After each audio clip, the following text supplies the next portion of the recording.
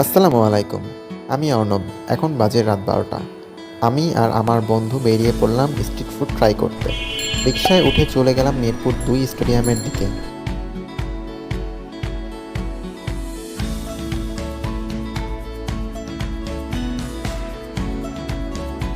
রাস্তার পাশে সারি সারি নানা রকম খাবারের দোকান। আর সেখানে চোখ পড়ল একটা দোকান, হাসান মামার বিরিয়ানির হাউস। কিন্তু আজ বিরিয়ানি না, আমরা ট্রাই করব খিচুড়ি আর চুই ঝাল।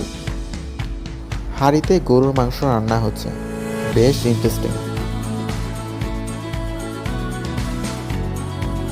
এখানে আমরা প্রতি প্লেট ১৫০ টাকা করে খিচুড়ি আর চুই ঝাল নিয়েছি।